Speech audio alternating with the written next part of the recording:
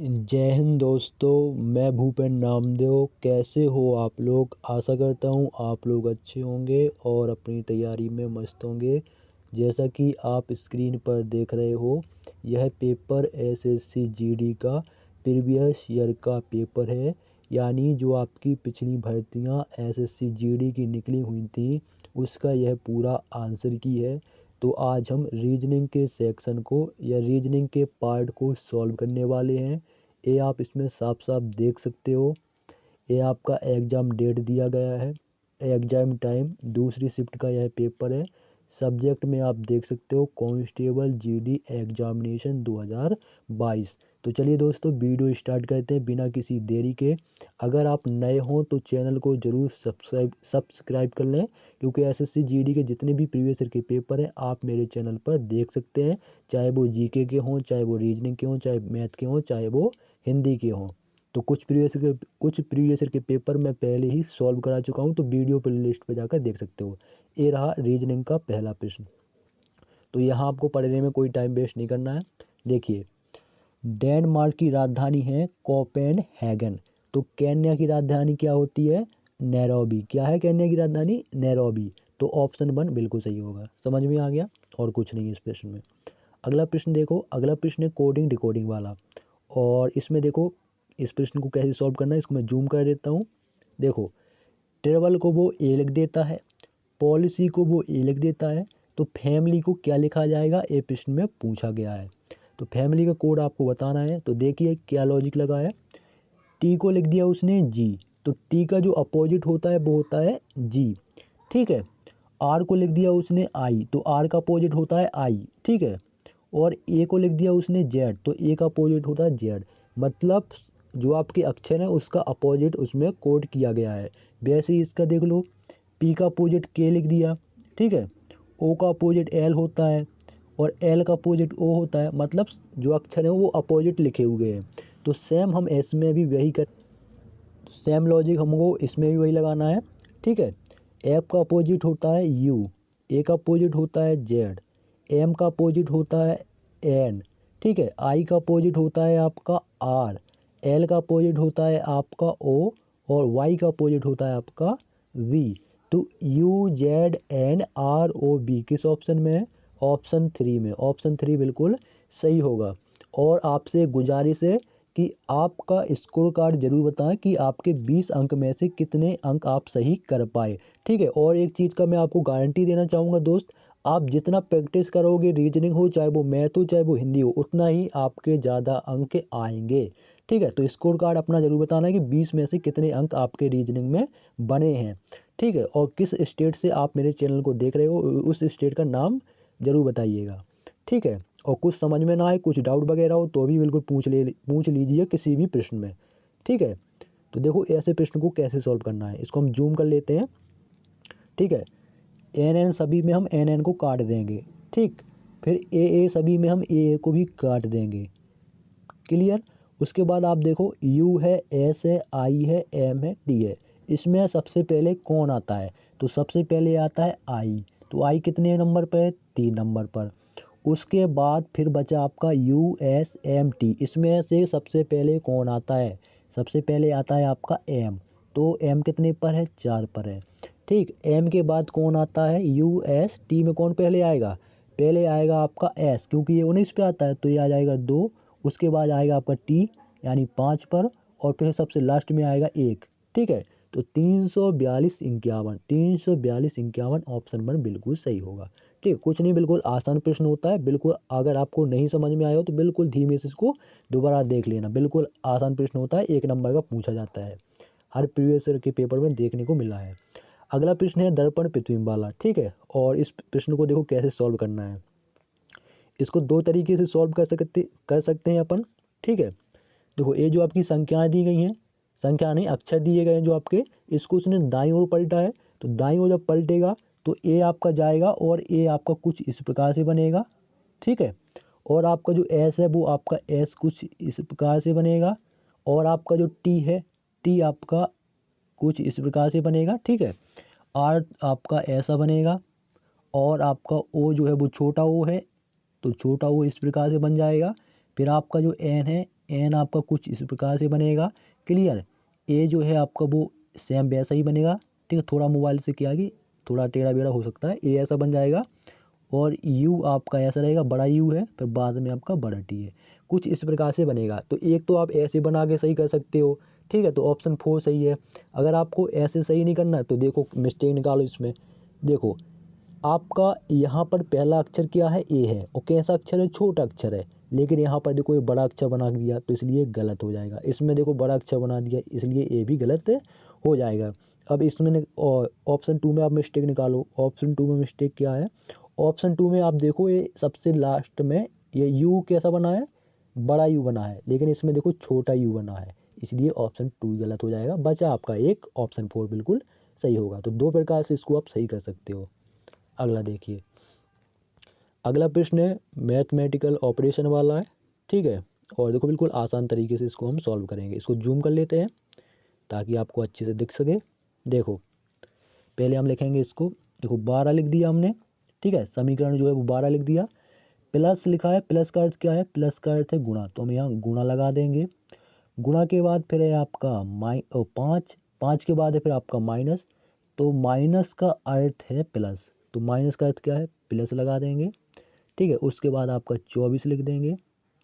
24 के बाद आपका है गुणा, क्या है, गुणा, तो गुणा का अर्थ है भाग, तो भाग को हम बटे में 3 लिख देंगे। बटे का मतलब 3 ही होता है, भाग भाग। ठीक है, फिर आपका ये है भाग, तो भाग का अर्थ क्या है, भाग का अर्थ है माइनस, तो हम यहाँ -5 कर देंगे। कुछ आपका इस प्रकार से समीकरण बन जाएगा। अब इसको हम सॉल्व कर लेंगे। तो 3 एकम, रुक जाओ दूसरे कलर ले लो, 3 एकम 3, 3 8 24, 8 बार कट गया। ठीक है, उसके बाद 12 25 60 हम गुणा सॉल्व करेंगे, 12 25 60 हो जाएगा।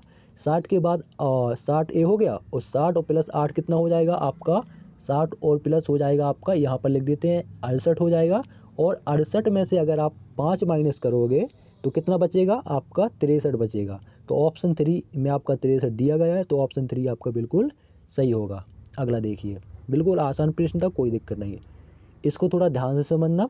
ब्लड रिलेशन वाला ये प्रश्न है, रक्त संबंध वाला है, तो ये सरल, कोई दिक्कत नहीं है, लेकिन इसको थोड़ा ध्यान से समझना। तो देखिए इसको सॉल्व करते हैं। देखो वो कह रहा है एक परिवार में, दूसरा कलर ले लो, थोड़े ब्लर है। देखो कह रहा है एक परिवार में 7 सदस्य हैं, ए सी से विवाहित है। ए जो है वो किससे विवाहित है, ए हम ये बना दे, ए किससे विवाहित है, ए आपका सी से विवाहित है। ए पति है, सी पत्नी है, ये अभी अपन को पता नहीं है कि सी पति है कि सी पत्नी, ये पता नहीं है। ठीक है, आगे देखो, ए के 2 बच्चे बी और ई हैं, तो ए के 2 बच्चे हैं, कौन कौन, नाम क्या है उनके, उनका नाम है वी और ई। क्या नाम है, एक का नाम है बी और एक का नाम है ई। इतना क्लियर हो गया। फिर हम आगे देखेंगे। तो दोस्तों आगे कह रहा है ए बी और ई की माँ है, ए बी और ई की माँ है, तो ये आपका महिला है। ठीक है, मैं यहाँ माइनस का चिन्ह लगा दिया, यानी महिला है। और आपका सी पति हो जाएगा, क्योंकि जब ए आपकी माता है तो भैया माता का पति कौन हो जाएगा, सी हो जाएगा, तो ये प्लस है यानी पुरुष है। क्लियर। ए और सी पति पत्नी है, जिसमें सी पति है, ए पत्नी है, ए सी के 2 बेटे हैं बी और ई। इतना क्लियर। आगे देखो, आगे है बी एल की पत्नी है। बी जो है वो किसकी पत्नी है, वो भाई साहब वो एल की पत्नी है, यानी ये माइनस है यानी महिला है। ठीक है, और एल क्या है, पुरुष है। बी एल की पत्नी है। फिर देखो आगे कह रहा है पी ई की पत्नी है। पी जो है वो किसकी पत्नी है, वो ई की पत्नी है। एक मिनट, पी ई की पत्नी है। पी जो है वो किसकी पत्नी है, वो ए की पत्नी है। ये माइनस कर दिया, ए प्लस, मतलब ए का जो ए का जो 2 है बी और ई, ए का जिसमें आपका ई बेटा है और बी उसकी बेटी है। क्लियर हो गया, इतना बन गया। फिर कह रहा एल की एक बेटी जी है, तो एल की एक बेटी कौन सी है, जी है। ठीक है, ये जी बना दी मैंने, एल की एक बेटी जी है। इतना, इसको थोड़ा ध्यान से समझना क्योंकि समीकरण बड़ा बन रहा है। फिर कह रहा है ई की एक बेटी के है, तो ई की एक बेटी के भी है। ठीक है, फिर कह रहा है सी के से किस प्रकार संबंधित है, सी के से किस प्रकार संबंधित है। तो दोस्तों ए का बेटा है ई, और ई की जो बिटिया है, के क्या है, बेटी है ना ये, ई की जो बिटिया है, यानी मान चलो आप मान चलो महिला है, एक आपका एक बेटा है, ठीक है, बेटा का एक आपका बेटी है, तो वो क्या होगी आपकी, वो होगी आपकी पोती, ठीक है। अगर आपका पति, तो पति का क्या होगा, पति का भी क्या होगी, पोती होगी। तो आपका जो पति होगा वो के का क्या लगेगा, दादा लगेगा। ऑप्शन 3 बिल्कुल सही होगा, ठीक है। के का जो पापा है वो है ई, और ई की जो मम्मी है वो ए, और ए का जो पति है वो सी, तो क्या होगा, दादा ही होगा ना यार। तो ऑप्शन 3 बिल्कुल सही। अगला देखो, अगला प्रश्न है, देखो इसको बिल्कुल आसान तरीके से सॉल्व करेंगे। देखो बिल्कुल आसान प्रश्न है। देखो 5 है, 5 का गुणा हम साथ में करेंगे कितना होता है, 5 सत्ते 35, -1 कितना हो जाएगा, 34। फिर देखो ये आपका 2 है, 2 का गुणा हम साथ में करेंगे, 2 सत्ते 14, -1 कितना हो जाएगा, 13। वैसे ही ऑप्शन से ले लो, ऑप्शन आपका 4 एक ऐसा ऑप्शन है जिसका हम गुणा साथ में करेंगे तो 28 हो जाएगा। 28 में से -1 कर दोगे तो कितना बच जाएगा आपका, 27 बच जाएगा, ठीक है। तो ऑप्शन 4 ही आपका बिल्कुल सही होगा, बाकी किसी ऑप्शन से आपका 27 नहीं आएगा, करके देख लो, ऑप्शन 4 बिल्कुल सही। अगला देखो, अगला प्रश्न है, देखो इसमें क्या है कि जो आपका लूडो हो वो किससे खेला जाता है, वो पासे से खेला जाता है। तो क्रिकेट किससे खेला जाता है, बल्ला से खेला जाता है। अगला देखो, अगला प्रश्न है मैथमेटिकल समीकरण वाला, और ऐसे प्रश्नों में टाइम लगता है, लेकिन ऐसे प्रश्न 2 प्रश्न जरूर पूछे जाते हैं। तो ऐसे प्रश्नों को आपको ये नहीं सोचना कि ऐसे प्रश्न नहीं आएंगे या ये नहीं करना है, तो ऐसा कुछ नहीं, बिल्कुल आसान है, समझ लो इसको ध्यान से।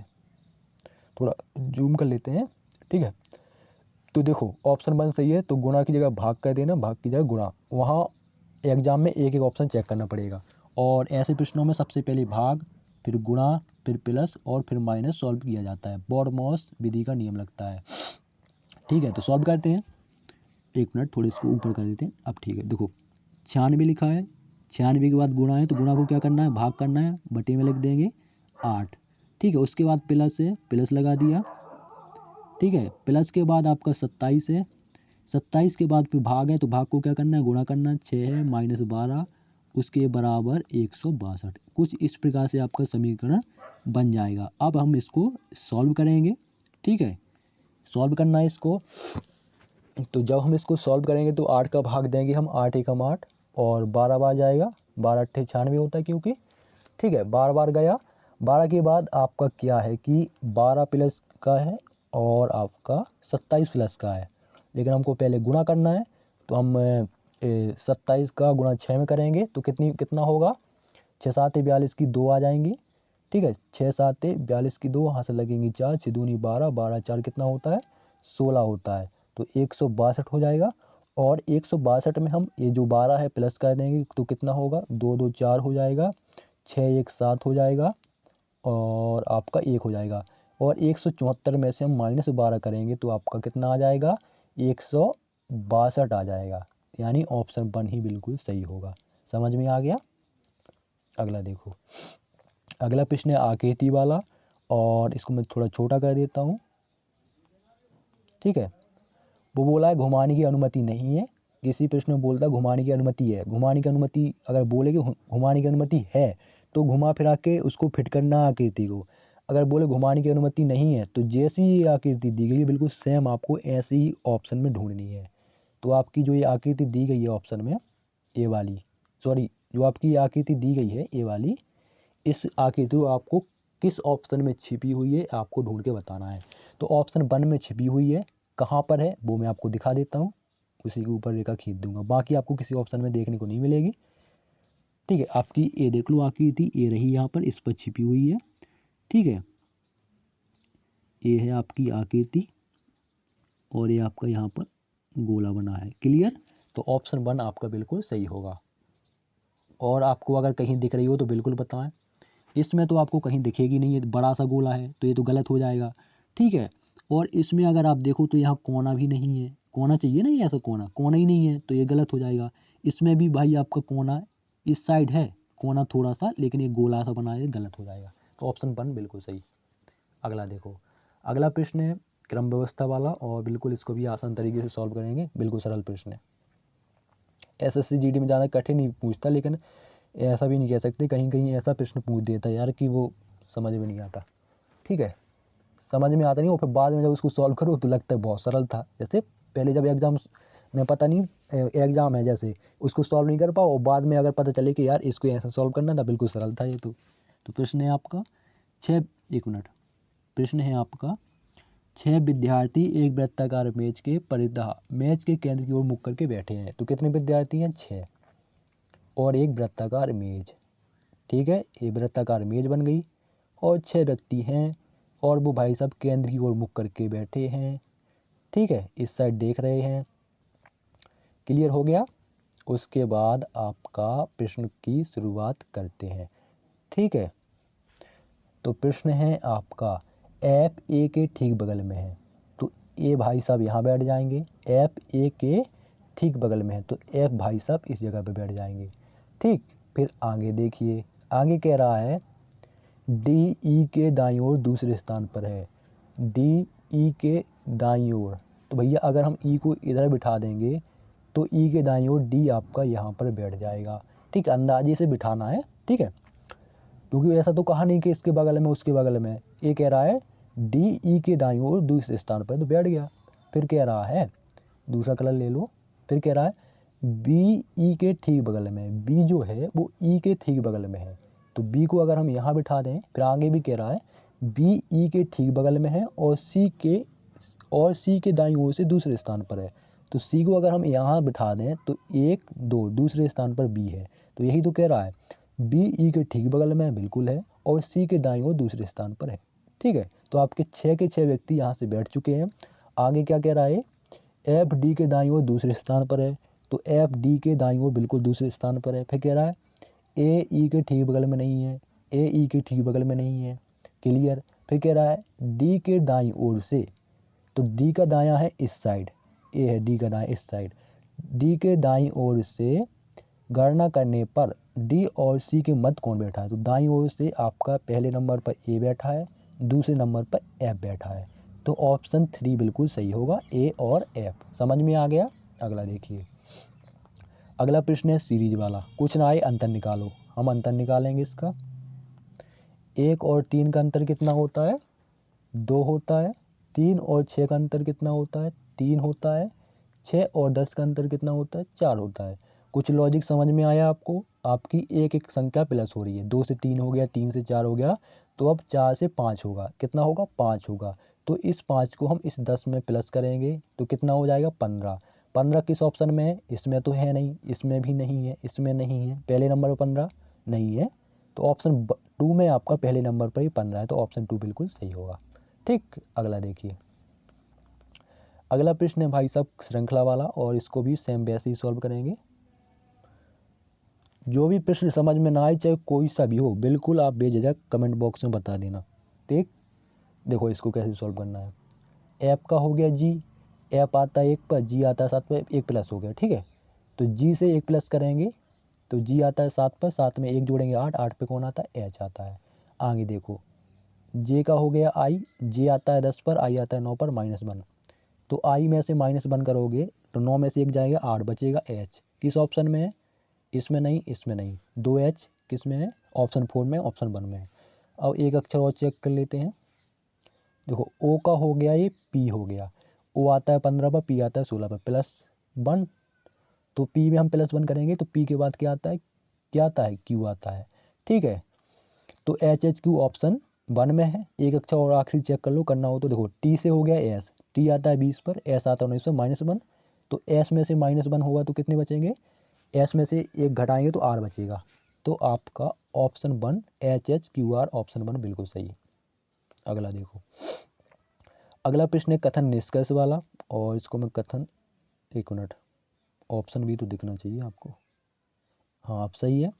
देखो इसको सॉल्व करते हैं। कह रहा है कुछ रेशम कपास हैं, कुछ रेशम, 1 मिनट, क्या कह रहा है? कुछ जो रेशम है वो क्या है? कुछ रेशम क्या है दोस्तों? कपास है। क्या है? कपास है, कपास है, कुछ रेशम कपास है, इतना क्लियर। फिर कह रहा है सभी कपास जूट है। सभी जो कपास हैं, ये जो भैया कपास वाला सर्कल है, ये क्या है सभी? ये भाई सब जूट है। जे से जूट, के से कपास, आर से रेशम। ठीक। फिर भाई साहब वो कह रहा है कुछ कुछ जूट रेशम नहीं है। तो कुछ जूट रेशम नहीं है, अगर आप यहाँ एक सर्कल बनाना चाहो तो बना भी सकते हो, नहीं बनाना तो कोई दिक्कत नहीं। तो कुछ जूट रेशम नहीं है, क्योंकि रेशम वाला सर्कल एक यहाँ पर भी है ना, तो अगर नहीं बनाना तो कोई दिक्कत नहीं, और बनाना तो बना लो, आपके लिए अच्छा रहेगा। ठीक है, कुछ जूट रेशम नहीं है। ठीक है, उसने बोल दिया, ये ध्यान रखना, बना लो सही रहेगा। कुछ जूट रेशम नहीं है, इतना क्लियर। अब निष्कर्ष देखो आप। तो निष्कर्ष है पहला, कुछ जूट रेशम है। क्या कुछ जूट रेशम है? तो बिल्कुल आपका कुछ जूट क्या है, आपके रेशम है। ठीक है, तो ये आपका बिल्कुल सही हो जाएगा, कुछ जूट रेशम है। ठीक है, उसके अलावा अगला जो आपका देखिए, अगला जो है आपका सभी रेशम जूट हैं। क्या सभी रेशम, ये रेशम वाला सर्कल है, क्या सभी रेशम जूट है? नहीं है। सभी रेशम जूट है? नहीं है। फिर है सभी कपास रेशम है। क्या सभी कपास जो है वो रेशम हैं? क्या सभी कपास ये आपके रेशम हैं? नहीं है, तो ये भी गलत हो जाएगा। तो ऑप्शन 3 बिल्कुल सही होगा, केवल निष्कर्ष एक अनुसरण करता है। ठीक है, तो ऑप्शन 3 बिल्कुल सही। अगला देखिए, अगला प्रश्न क्रम व्यवस्था वाला है, और इसको भी सॉल्व करेंगे सेम वैसे ही। तो देखिए इसको, कह रहा है 5 व्यक्ति PQRST एक सीधी पंक्ति में उत्तर की ओर मुख करके बैठे हैं। तो देखो, ये होता है आपका उत्तर की दिशा, ये आपका दायां होगा यानी राइट, ये आपका लेफ्ट यानी बायां होगा। क्लियर हो गया? तो हम बना देंगे सीधी पंक्ति। अब प्रश्न को पढ़िए। कह रहा है PS के दाईं ओर ठीक बगल में है। PS के दाईं ओर, तो S के दाईं ओर P भाई साहब यहाँ पर बैठे हैं। ठीक है, फिर कह रहा है S T और P के बीच में है। S T और P के बीच में बैठ गया। फिर कह रहा है Q पंक्ति के अंतिम बाएं सिरे पर है। तो भाई साहब Q अंतिम बाएं सिरे पर यहाँ आएगा। बचा आपका एक व्यक्ति। ठीक है, वो दाएं बैठेगा या बीच में बैठेगा अभी क्लियर नहीं, आगे देखो। फिर कह रहा R Q के दाईं ओर ठीक बगल में है। तो दाईं ओर Q के ठीक बगल में R भाई साहब यहाँ बीच में बैठेगा। आपके पांचों के पांचों व्यक्ति बैठ गए। अब भाई साहब प्रश्न देखिए, उसने पूछा क्या है। कह रहा है Q और T के बीच में कौन बैठा है? तो Q भाई साहब ये हैं, T भाई साहब ये हैं, इनके बीच में ये R भाई साहब बैठे हुए हैं। ऑप्शन 2 बिल्कुल सही। अगला देखिए, अगला प्रश्न फिर से सीरीज वाला है, इसको थोड़ा जूम कर लेते हैं। ठीक है, तो देखो इसको कैसे सॉल्व करना है। कह रहा है, क्या कह रहा है, सीधा सा इनका अंतर निकालो। 101 और 110 का अंतर कितना होता है, जल्दी से बताओ। 9 होता है। 110 और 122 का अंतर कितना होता है? 12 होता है। और 122 और 137 का अंतर कितना होता है? 15 होता है। कितना होता है?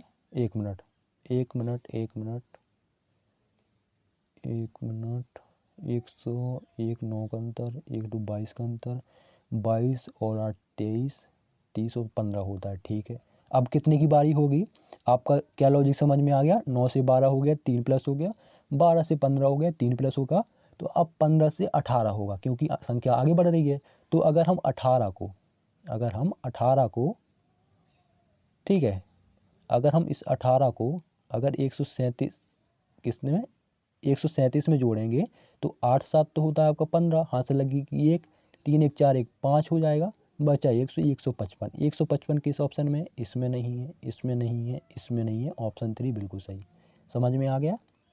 अगला देखिए, अगला प्रश्न है आपका फलक वाला। और देखो ये वाला प्रश्न है ना, जिस प्रकार का, ऐसे प्रश्न आपके कई बार पूछे गए हैं, प्रीवियस ईयर के पेपर में करवाया हूँ, देख लेना। ठीक है, तो आपका उसने पूछा क्या है? पूछा है लाल दर्शाने वाले फलक के विपरीत फलक पर स्थिर रंग ज्ञात कीजिए। तो लाल के विपरीत आपको बताना है। ठीक है, इसके विपरीत आपको बताना है। तो अगर आप फलक में देखो, ये आपका गुलाबी है, इसमें गुलाबी है, इसमें नीला है, इसमें भी नीला है। तो जब दो कलर समान है, इसमें भी और इसमें भी, तो ये आपस में कट जाएंगे। ठीक है, तो लाल का क्या हो जाएगा? लाल का अपोजिट हो जाएगा सफ़ेद। तो ऑप्शन 1 बिल्कुल सही होगा, सफ़ेद। ठीक है, लाल का विपरीत यानी अपोजिट हो जाएगा सफ़ेद। अगला देखिए, अगला प्रश्न है वही फिर से कोडिंग डिकोडिंग वाला है और इसमें थोड़ा ध्यान से समझिएगा, ये भी सरल है। देखो इसमें क्या है कि पीछे से इसमें किया गया है, इसमें क्या किया गया है, पीछे से आपका किया गया है। कैसे किया गया है पीछे से, देखो y से हो गया z +1 हो गया, r से हो गया s +1 हो गया, o से हो गया p +1, t से u +1 और s से t +1, मतलब पीछे से +1 हुआ है। इसमें भी सेम वही हुआ है। देखो c से d +1, i से j +1, s से t +1, u से b +1 और m से n +1, सेम हम इसमें भी करेंगे।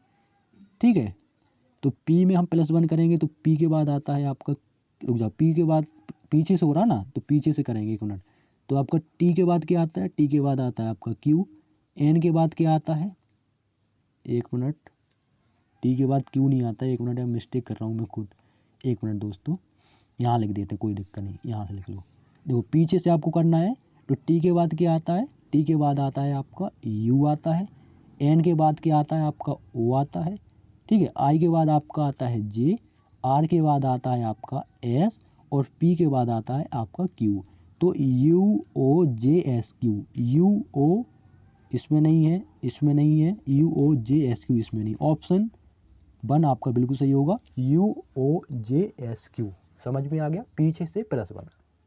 अगला देखो, अगला प्रश्न फिर से सीरीज वाला है। देखो इसमें c का हो गया x -5 हुआ है, c आता है 3 पर, x आता है 24 से, तो c के बाद c के -1 करेंगे तो c के बाद पहले आएगा b, b से a, z y x, 5 minus, ठीक है, और x में से 5 माइनस करेंगे तो आपका बचेगा s, x आता है 24 पर, s आता है 19 पर, 24 में से अगर 5 जाएंगे तो कितने बचेंगे आपके, 19 बचेंगे, 19 पे कौन आता है s, और s में से अगर आपके -5 होंगे, ठीक है, 19 में से 5 जाएंगे कितने बचेंगे आपके, बचेंगे 14, 14 पे देखो ये n आ गया, और n में से -5 होंगे यानी 14 में से 5 जाएंगे तो कितने बचेंगे 9, 9 पे क्या आता है i आता है। किस ऑप्शन में, इसमें नहीं है, बाकी 3 ऑप्शन में है।